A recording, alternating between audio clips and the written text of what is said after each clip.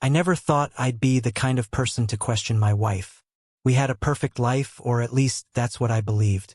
Jenna and I had been married for 6 years, and everything seemed to fall into place.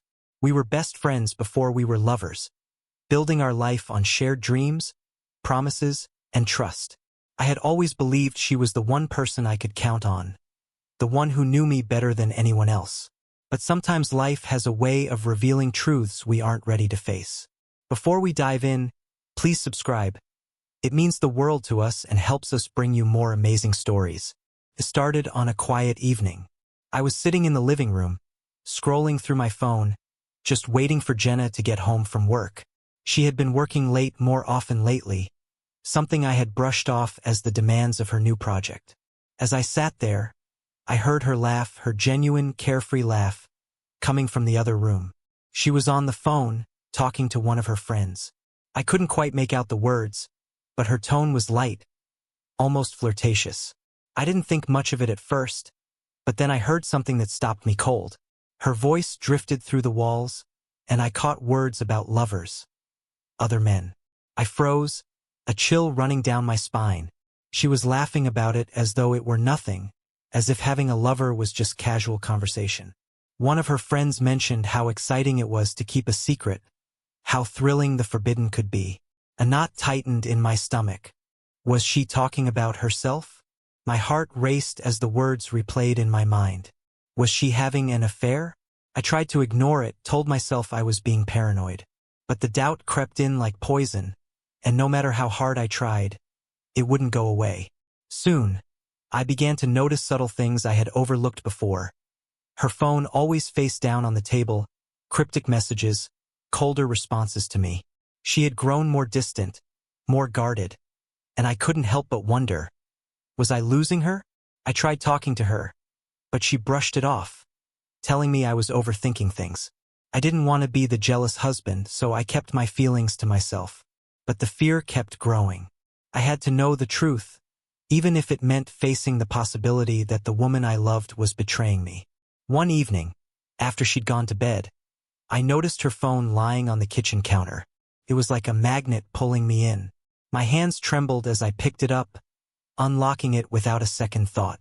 I had never invaded her privacy before, but fear and anxiety took over.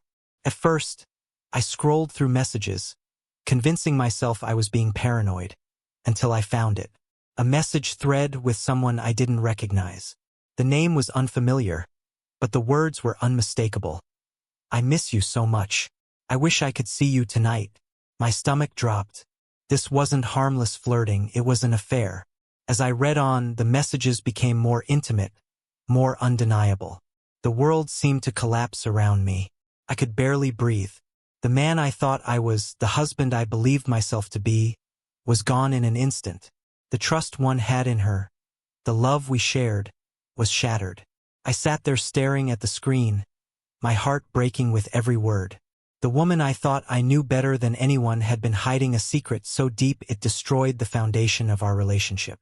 The silence in the house was deafening. I couldn't confront her right away. Anger, pain, betrayal. All of it crashed over me until I felt like I was drowning. But I knew I couldn't let it go. The next day, I waited for her to come home, my mind a whirlwind of questions. How long had this been going on?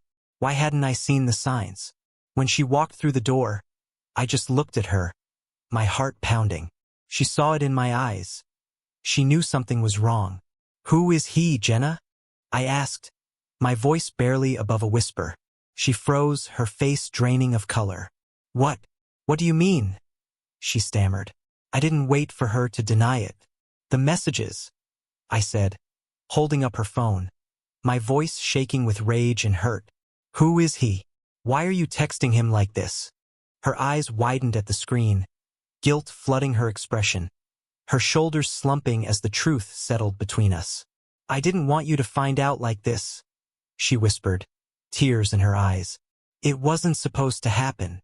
She tried to explain, saying it started small, that it escalated when she felt neglected, when I wasn't there for her in the way she needed. But her words didn't make the pain go away. How long has this been going on? I demanded. She looked away, unable to meet my eyes. 3 months, she whispered. 3 months of lies. 3 months of deceit. I wanted to scream, to lash out, but the words wouldn't come. All I could hear were her apologies, empty against the weight of her betrayal. There was no excuse for this. I stood up, walked into the garage, and just stood there, trying to breathe. How had everything gone so wrong? How had the woman I trusted more than anyone become the person who destroyed everything we built? Days passed. She begged for forgiveness, promised it would never happen again. But I couldn't believe her. The trust was gone, and I couldn't see a way forward. Every time I looked at her, I saw the woman who had broken me. A week later, I moved out. It wasn't easy, but I couldn't stay in a house that no longer felt like home. Every memory, every corner, was tainted by what she had done. It's been months since I left. She's reached out a few times, but I can't bring myself to answer. I don't know if I'll ever forgive her. I don't know if I'll ever trust again. But I've learned that betrayal, no matter how deep, forces you to face the truth about who you are and what you deserve. And the hardest part isn't even the affair. It's knowing I gave my whole heart to someone who wasn't truthful with me. The trust one thought was unbreakable was gone forever.